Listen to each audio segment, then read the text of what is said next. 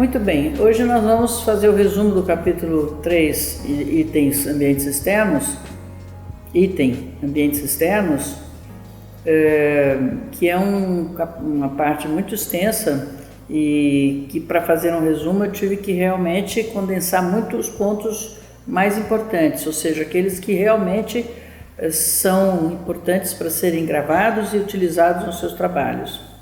Nós fizemos questão de lembrar que os espaços arquitetônicos, estão sempre relacionados a ambientes internos e os espaços urbanos relacionados aos ambientes externos.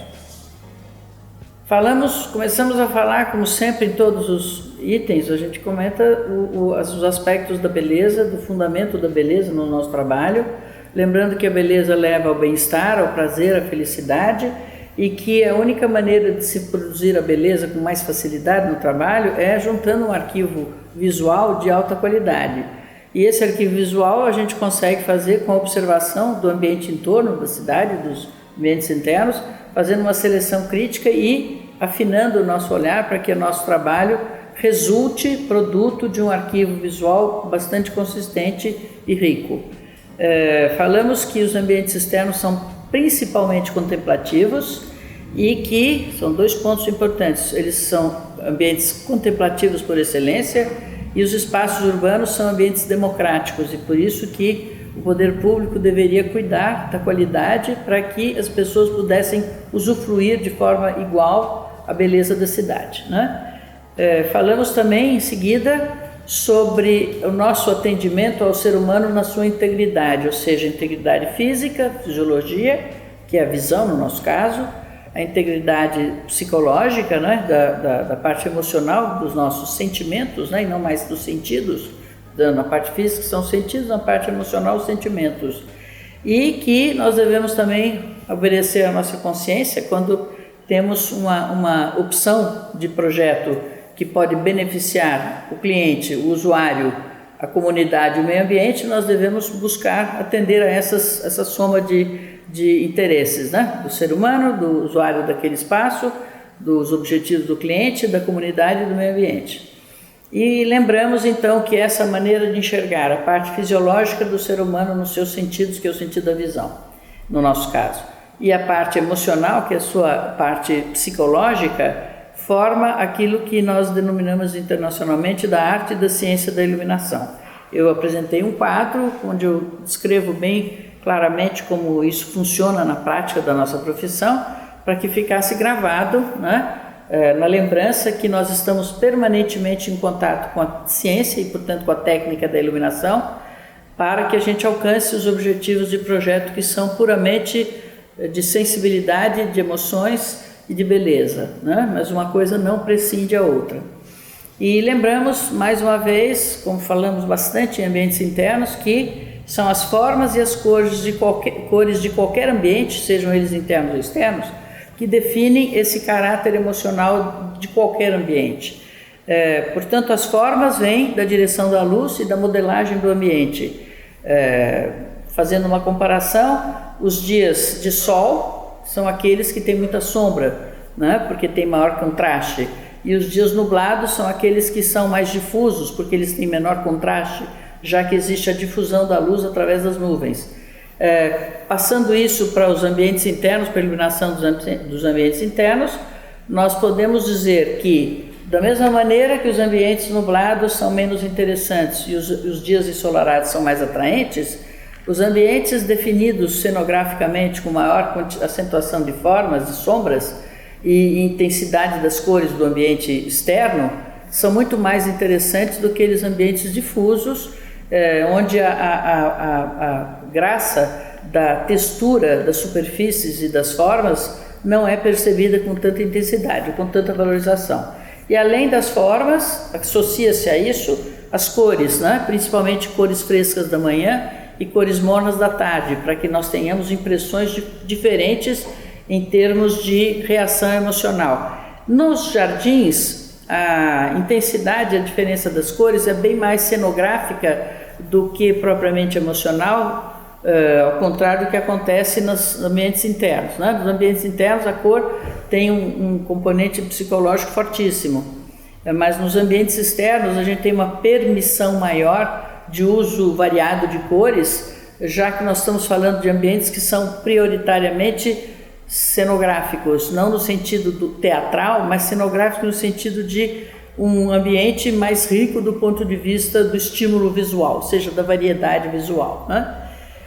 Então aqui nós temos uma mesma fotografia, uma foto aqui do ambiente do Vale do bairro do Morumbi, num dia de tempo nublado e num dia de sol, para ver como as cores são mais vivas, como as formas tornam os objetos vistos mais interessantes, ao contrário do dia nublado. Assim é também com as áreas externas, especialmente fachadas e jardins, né? Aqui novamente uma cidade nublada, que é a cidade de Hong Kong, Baía de Hong Kong, e aqui uma vista aérea de Veneza, focando a Praça de São Marcos, né? Dois momentos, imagens completamente diferentes em termos de estímulo visual e de interesse visual. E aqui duas tonalidades diferentes, né? As cores frescas da manhã, com alta intensidade dos azuis, dos brancos, do cian do mar, do verde dos palmeiras, que são todas as cores do comprimento curto, do começo do espectro. E à tarde as cores mornas, né? Tendendo ao sépia, ao marrom, à madeira, ao barro, à terra, e o pôr do sol, que é avermelhado, laranjado, né? Então essas são a dualidade que a gente está sempre mostrando para vocês, para facilitar a vossa composição de ambientes quando trabalharem. As outras duas características de ambientes externos, que são importantíssimas, é importante lembrar, vamos precisar isso, é que ambientes externos, se não terem um teto bem constituído, como nós temos ambientes internos, não existe o processo de interreflexão, a não ser quando haja uma cobertura de nuvens, né? Então haja uma interreflexão que diminui o aspecto de sombras, né, da paisagem. Mas em geral, por não existir o teto, ou por teto mesmo que quando de nuvens é bem alto, há uma maior incidência de sombra, sim, pela ausência de interreflexão. Então, os ambientes tendem a ser mais da composição, como nós categorizamos, como dramáticos, e, portanto, a paisagem passa a ser mais cenográfica. E a segunda observação da diferença é que, ao contrário dos ambientes internos, onde o nosso foco de visão está na nossa horizontal, nós tendemos a olhar para os ambientes externos com um foco acima da linha de visão, da horizontal. E isto faz com que os sistemas uplighting, ou seja, os sistemas de baixo para cima, que privilegiam as partes inferiores dos objetos, da vegetação, dos detalhes de uma fachada, ou das pontes, qualquer que seja o objeto, né? Eles estejam, portanto, melhor apreciados com a iluminação de baixo para cima do que de cima para baixo, né? A gente vai falar disso logo em seguida, falamos antes, agora vamos repetir apenas aquilo que é realmente interessante. Toda vez que nós usarmos sistemas downlighting, ou seja, de cima para baixo, seria de postes iluminando pisos de superfícies de praças, de estacionamentos ou de ruas, de vias e calçadas. É a maneira mais usual. Então há uma diferença bastante grande, a incidência maior na cenografia da paisagem é feita por iluminação uplighting, e a iluminação downlighting é aquela iluminação de funcionamento mesmo, né? De visão, de segurança, tanto para pedestres como para veículos. Inclusive porque a luz de cima para baixo, como eu digo, no jardim principalmente, na parte contemplativa do jardim, torna os ambientes extremamente deselegantes e até desinteressantes mesmo. Então eu comecei a montar alguns quadros comparativos com fotografias próximas umas das outras, para que vocês pudessem, numa batida de olhar só, visse que o ponto de vista acima da linha de visão faz com que a luz de baixo para cima seja um privilégio para o resultado da fachada ou da vegetação. E a linha de cima para baixo é realmente destinada a planos de uso tanto de pedestres como de veículos. Algumas fotografias de sistemas de uplighting que são extremamente usuais, principalmente fachadas e vegetação. E todas as vezes que nós falamos de vegetação propriamente dita, eu lembro que a gente tem a permissão da cor, da tonalidade da vegetação, porém, da tonalidade, quando eu digo, da variação, da cor fresca da manhã para a cor morna da tarde. Eu não costumo pintar a vegetação através de fachos luminosos saturados, né? Então, vamos deixar isso claro. Mas quando nós estamos próximos a uma área interna, ou seja, no ambiente de estar, ainda que numa área externa, próximos à casa, próximos a um terraço, um pátio qualquer onde haja convívio social, a luz morna é mais agradável do que a luz extremamente cenográfica, às vezes até branca, até um pouquinho prateada, para enfatizar alguma coisa da vegetação, porque ela é mais cenográfica, então ela é mais à distância do que próxima ao ambiente de convívio social.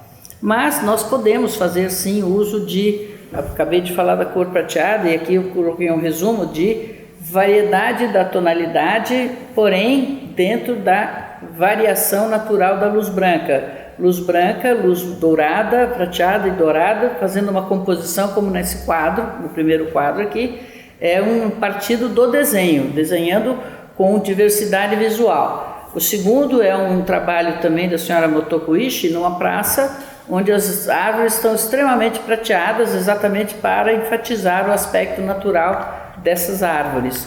Depois aqui, nos pontes e chafarizes, né, a gente pode escolher mais luz morna dourada, mais luz prateada, como se deseje, para compor a paisagem. Algumas vezes, né, como nesse quadro da Mesquita Al-Zayed em Abu Dhabi, o princípio dos lighting designers, né, Spears Major, que foi o escritório que fez o projeto, as cúpulas azuis da mesquita tem até uma variação no azul para dar um ar realmente de movimento nas cúpulas. Vejam a diferença entre manchas, que eu coloquei à direita, e uma variação muito inteligente, muito sensível, de alta sensibilidade visual, que é o tratamento das cúpulas, das abóbadas da mesquita de Abu Dhabi. Então, a riqueza visual não implica em manchas. A variação do desenho, da luz nas cúpulas é intencional e muito bem proposta. Manchas são coisas abomináveis, causam desordem visual, uma coisa que a gente deve buscar evitar sempre, não é? E por conta da abóbada escura, lembramos sempre o seguinte: qualquer luz que se coloque na vegetação, por exemplo, ou nas avenidas e praças, vai aparecer muito contra o céu escuro. Então a gente tem que dosar a quantidade luminosa, não só em relação à paisagem do entorno que é escuro, como também entre elementos da mesma paisagem, ou seja, reparem que as árvores têm uma composição razoavelmente boa com as pedras que estão ao lado, para que haja um todo harmonioso, né? As coisas têm que ser desenhadas e bem compostas, elas não podem ser iluminadas por inteiro ou com exagero, de maneira que um próprio elemento de uma pedaço da paisagem faça competição com o seu vizinho anexo, né?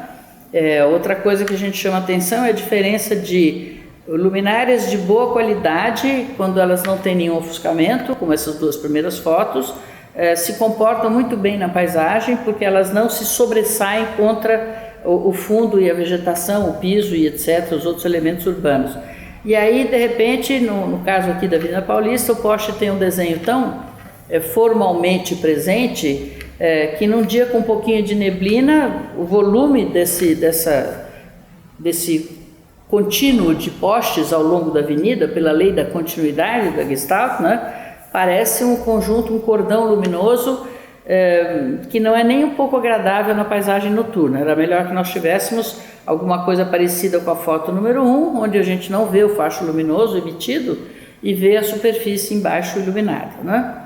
Então esses contrastes exagerados têm que ser lembrados, porque a gente tem que dosar a quantidade de luz, porque qualquer luz numa paisagem mais escura da noite é muita luz, né? Então nós falamos um pouquinho de luminotécnica também, enfatizando alguma coisa que eu enfatizo em todos os ambientes, em todos os quadros, em todas as premissas, que o ofuscamento direto é obrigatoriamente eliminável.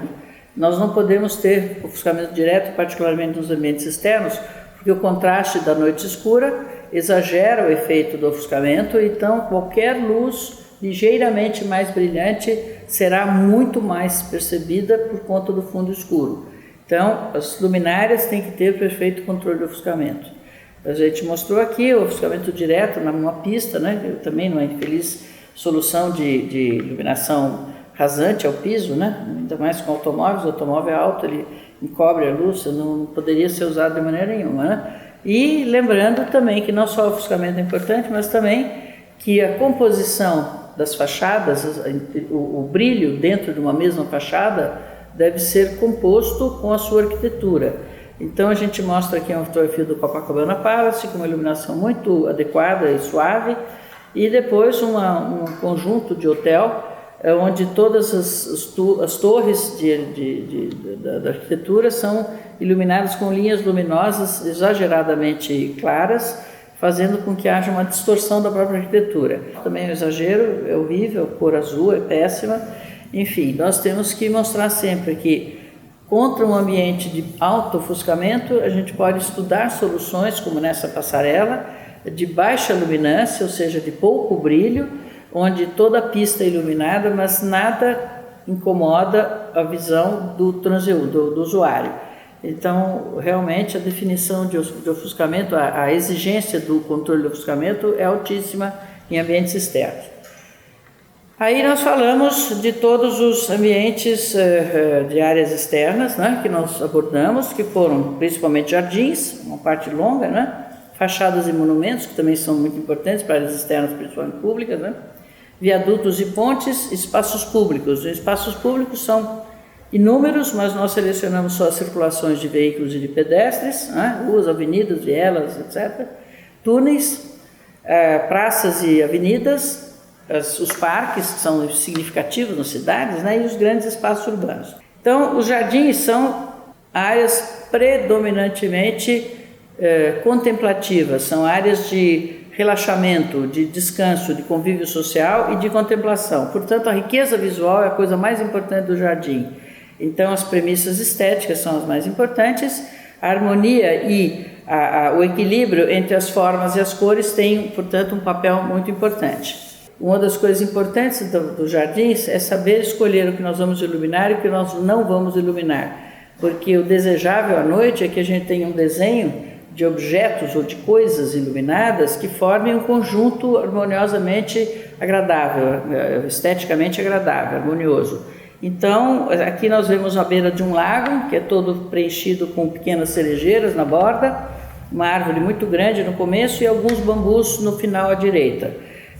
Entre um e outro há uma massa de vegetação que nós escolhemos não iluminar, para que houvesse esse contraponto entre a árvore de primeiro plano, no começo, o cordão beirando e definindo o lago, com reflexo inclusive na água, e à direita um conjunto bastante orgânico de bambus que tem uma presença assim, volumétrica muito interessante também. Então o desenho é mais ou menos isso, a gente tem que escolher a figura, escolher a fotografia e desenhar de maneira que a gente tenha um conjunto harmonioso.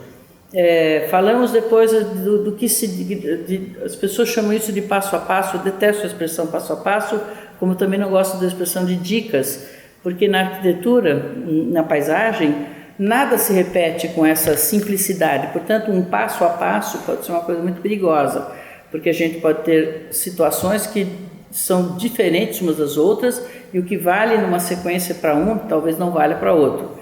Mas, de qualquer modo, nós dissemos como nós fazemos, desde a concepção grosseira inicial, estudo preliminar do jardim, até o momento em que, depois que definimos o que vamos iluminar de fato, escolhendo as prioridades estéticas, né, da paisagem, o que nós vamos realmente iluminar, nós escolhemos os fachos, distribuímos as luminárias, o engenheiro elétrico de eletricidade fará a sua composição de circuitos e de quadros elétricos, e aí, quando tudo estiver estruturado, nós chegaremos, e as luminárias já deverão estar compradas, nós chegaremos ao jardim com pequenas estacas definindo a posição exata de cada uma das luminárias que foi prevista em projeto.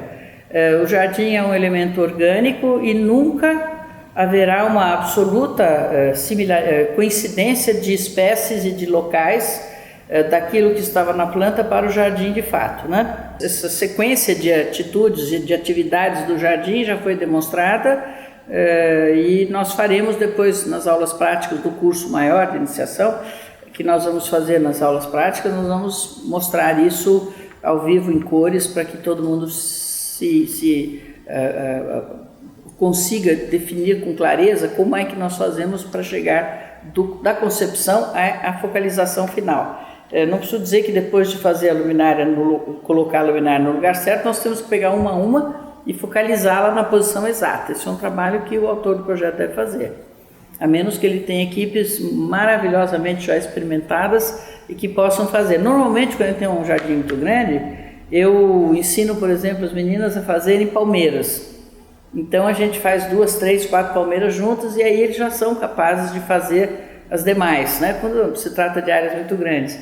Mas, logicamente, a gente tem que verificar depois, porque sempre pode ter uma pequena melhoria em alguma coisa, né? Que passou despercebida aos outros e os 6 olhos vêm melhor que 4, né? Então, a coisa mais importante do jardim é justamente o aspecto cenográfico e, em termos de premissas, valem as mesmas premissas que foram agora mesmo relembradas para ambientes externos de uma maneira geral. Ausência de cobertura, céu aberto, menor interreflexão, menor difusão da luz, portanto, maior quantidade de sombras, ambientes mais tendentes a dramáticos, melhor cenografia, né? Então, os ambientes são realmente mais interessantes pela ausência da cobertura. Alguns exemplos que eu resumi nesse quadro, para que vocês vejam a diferença entre o contraste, né? Como é mais fácil obter o contraste e a ênfase dos objetos iluminados, no caso a vegetação, do que com o céu encoberto, né? E uma comparação dos jardins de forte contraste com jardins de iluminação homogênea, difusa, que são ambientes extremamente desinteressantes e desagradáveis, né? A outra coisa que enfatizamos, o ponto acima da linha de visão, a mesma coisa, a valorização do jardim é sempre de baixo para cima, não há como se fazer diferente, né? Mesmo quando se deseja a transparência de um arbusto, de conjunto de arbustos, eles todos têm que ser de baixo para cima pelo seu interior, né? Mas é estar fora da vegetação ou dentro da vegetação, é mais isso do que considerar a iluminação de cima para baixo. Eu faço sim iluminação de cima para baixo em alguns lugares de gramados em que as árvores são muito grandes e de vez em quando a gente sobe com um pontinho lá para cima para fazer uma iluminação bem suave de definição de piso de grama, vamos dizer. Podemos fazer isso, mas é uma solução muito rara, né? E o ponto de vista justamente nessa situação em que o ponto está no alto e nós estamos usando um sistema downlighting, é para coisas relativos a piso, né? Como nós mostramos aqui no quadro. Em relação a cores, vale a mesma coisa, que nós estamos para ambientes externos, em particular, se nós falarmos de jardins para residências, próximos a terraços e a ambientes de estar, realmente as cores devem ser mornas, preferencialmente, né? E os ambientes contemplativos, nós já falamos de cores variadas, que pode-se escolher a coisa que se desejar, desde que não se faça aberrações como pintar a paisagem de verde periquito, ou de azul celeste, tudo contínuo, né? Ou de roxo, ou de violeta, etc., né? Nós estamos falando de cores não saturadas, né? As cores saturadas como essa da figura realmente devem ser evitadas, né? Reparem que aqui em cima nós temos uma foto de uma vegetação típica do Japão, onde a gente percebe claramente a diferença entre o tronco claro da árvore e as folhas vermelhas, que encantam a paisagem no outono.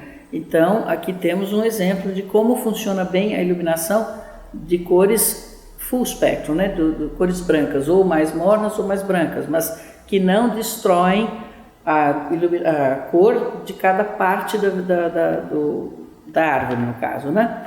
Aqui é o contrário, tudo fica tingido de verde periquito e numa composição horrorosa, inclusive a fachada da casa também verde periquito, muito mau gosto, na minha opinião, né?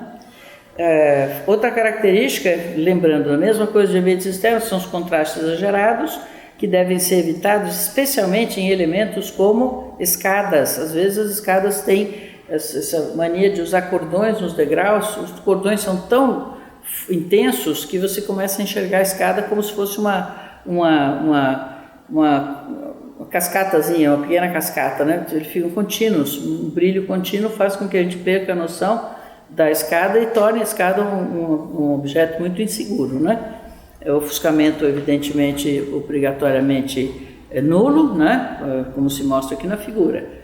Além de jardins, outros ambientes externos, que principalmente esses próximos à residência, né, como os terraços cobertos, que nós enfatizamos porque é uma área de transição entre a área interna e a área externa.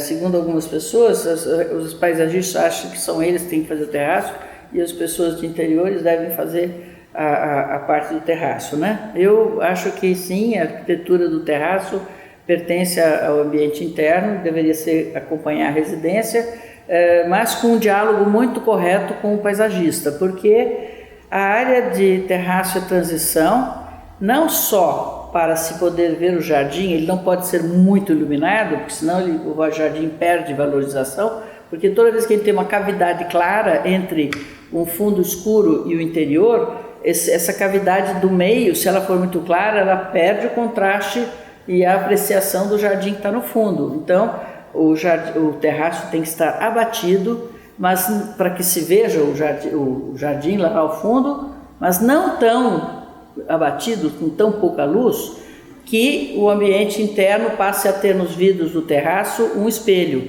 Aí nós vamos ver o ambiente interno. Então, a transição, o desafio do terraço é fazer uma transição correta que permita apreciar o jardim, principalmente se ele for um jardim de grandes dimensões, permita enxergar, usufruir também o terraço e não provoque o efeito espelho para que a gente que esteja no interior não se veja no espelho, no vidro do terraço. Então, é um desafio de composição de luminâncias, ou seja, toda vez que a gente quer apreciar o jardim, obrigatoriamente a sala tem que estar diminuída, principalmente os pontos focais, como os abajures e alguns pontos de interesse de luminárias decorativas. É muito importante fazer esse jogo corretamente. E por isso que os sistemas de controle são tão importantes, é para fazer esse uso perfeito da transição de dentro para fora, que vale tanto para o verão quanto para o inverno, lembrando que no inverno as portas estarão fechadas e o efeito especular vai aparecer com mais facilidade. Então, dentro da sala a gente tem que abater, a sala tem que ficar mais cenográfica, sem pontos que fiquem brilhando no espelho. O terraço tem que ser visto, porque ele é uma continuidade da sala, e isto amplia a impressão da sala, mas esses dois conjuntos, terraço e esse conjunto terraço e interior da sala, deve ser tão suave que permita ver todo o jardim. Então, é uma questão de composição de intensidades. Isso a gente mostrou e eu faço questão de lembrar que esse é o ponto a ser estudado em terraços, né? Portanto, os acabamentos do terraço são mandatários, porque se o terraço é todo branco de piso e paredes, haverá muita interreflexão e haverá, portanto, uma cavidade clara, quase que impossível de controlar, porque a própria luz interna vai se espalhar para fora e o ambiente daqui será extremamente desconfortável para a apreciação do jardim. Então, o terraço com acabamentos de madeira é ideal, ou o teto qualquer com pintura que não seja tão branca, ou a iluminação que não reflita para o teto, para ele não aparecer muito no período da noite. Aqui nós temos o oposto, é um terraço completamente escuro, com elementos do terraço iluminados e apreciação da paisagem da cidade ao longo. Bem longe a gente pode ver a cidade aqui nessa fotografia, e aqui existem apenas pontos focais no ambiente que é de acabamento escuro, né? Entre um e outro a gente pode se compor no meio do caminho e ter bons resultados. Para isso, os sistemas de controle são fundamentais, né? Sem isso, a gente não usufrui plenamente dos ambientes de jardim e de terraço e de interior de sala, né? Outras são os pátios de áreas de estar, onde a gente pode fazer refeições na área externa, os churrascos, etc., que podem se prolongar até a noite. Eu pus aqui uma fotografia de uma árvore cheia de pontinhos luminosos, que eu gosto muito, porque não só enfeitam a árvore, como também dão uma iluminação muito suave e muito confortável para quem usa essa mesa e esse ambiente. Então, é um ambiente difuso, luz predominantemente difusa, para que as pessoas possam conversar, se ver, se enxergar, e é um ambiente extremamente agradável. Depois falamos de piscinas. Piscina é uma intenção importante, tão importante, e que na maioria das vezes é muito maltratado, porque hoje em dia as pessoas se preocupam muito com o acabamento e a cor da piscina. mas se esquecem que, se a piscina não for mais clara, qualquer facho luminoso interno à piscina, em acabamentos escuros, aparecerá como uma mancha no piso da piscina. E uma das coisas mais bonitas da piscina é mostrar a amplitude do acabamento da água, enfeitando uma determinada área, um pedaço do ambiente externo. Então reparem como nessa fotografia a mancha dos projetores na piscina, que não iluminam a piscina, eles apenas fazem um triângulo luminoso na piscina, deixando o lado direito completamente escuro, e tão escuro que a vegetação do lado direito aparece muito bem como um rebatimento no espelho que se transformou a piscina, né, por estar escura. Então, o escuro, a água brilhante produz um espelho e, portanto, a vegetação iluminada que está aparecendo na piscina.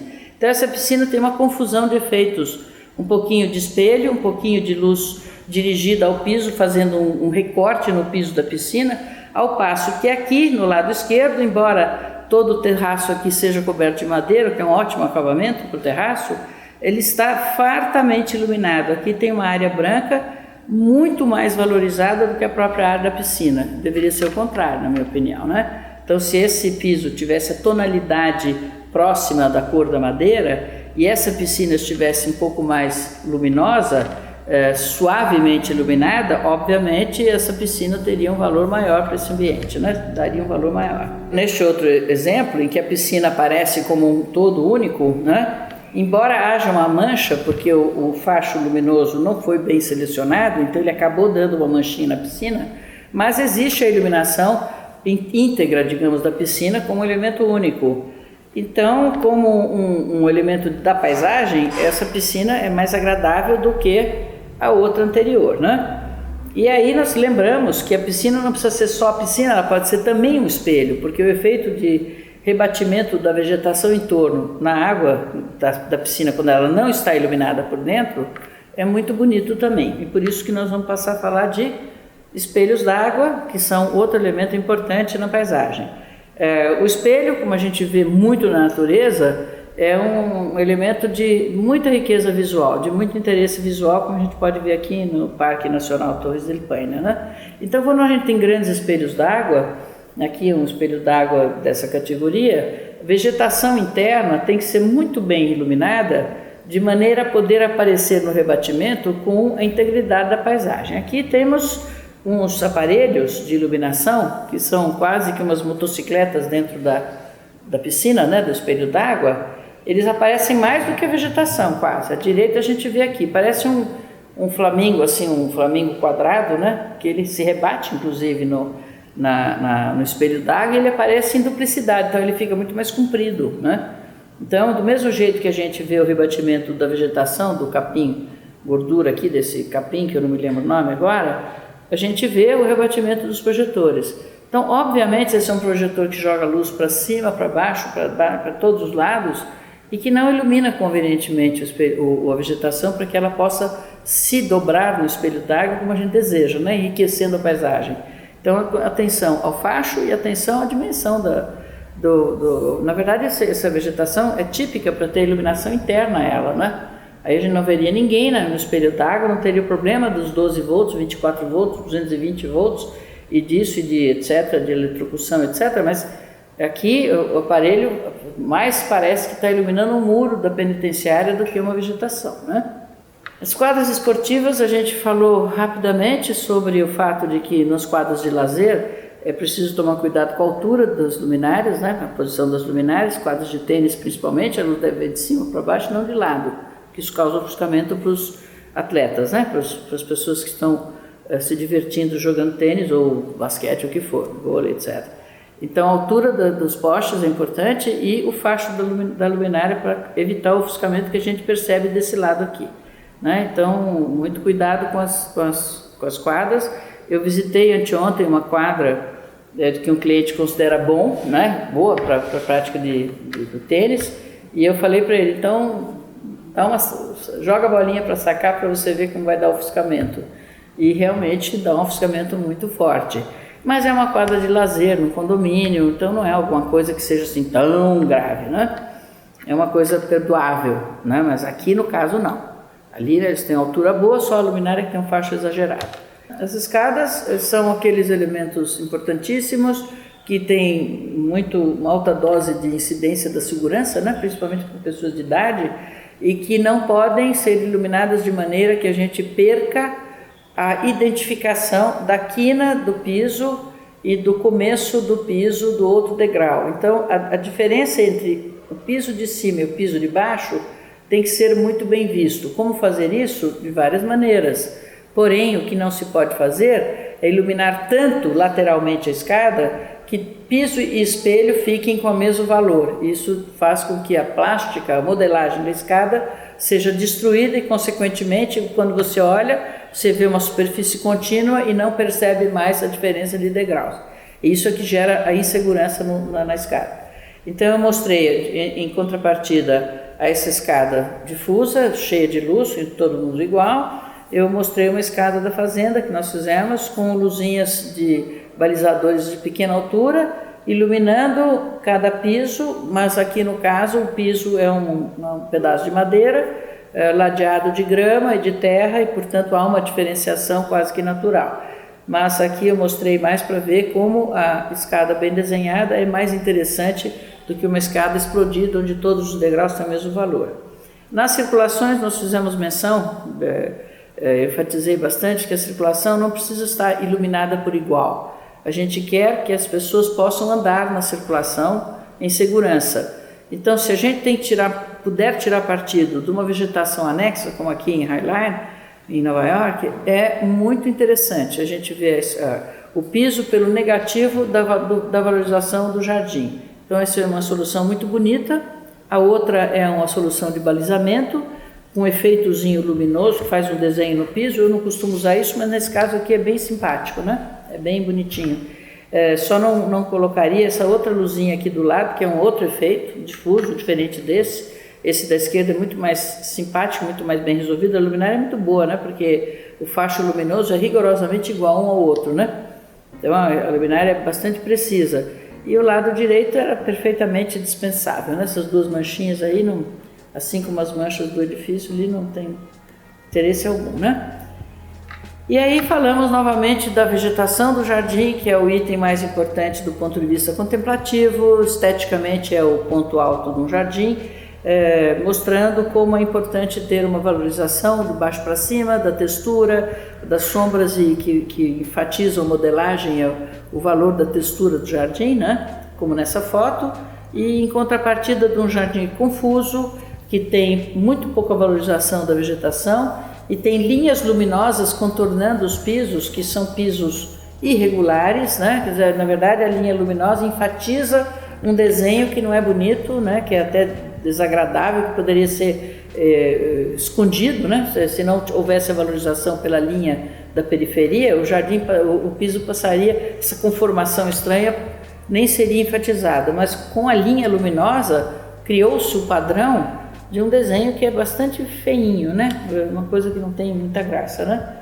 Aliás, eu detesto esse tipo de jardim, mas enfim, não somos nós que fazemos jardim, né? E aqui de novo falando de cores, lembrando que a cor do jardim para mim é a cor das flores do jardim, a diferença de vegetação, de verdes da vegetação, de verde e caule, por exemplo, bambus são extremamente elegantes do ponto de vista do seu caule, das suas folhas, né? A gente tem que preservar o valor desses três elementos, né? O galinho, a folha e o tronco principal, para que as pessoas vejam a vegetação à noite no seu valor real. Aqui uma bougainville iluminada à noite, dentro de uma mancha de jardim, essa bougainville está bem na entrada da fazenda, de modo que é uma paisagem bem bonita para ser enfatizada, ao contrário do uso da cor saturada nos jardins, que eu considero algo extremamente desagradável e evitável, né? E aí com isso nós vamos acabar a parte de jardins e vamos começar a falar de fachadas e monumentos.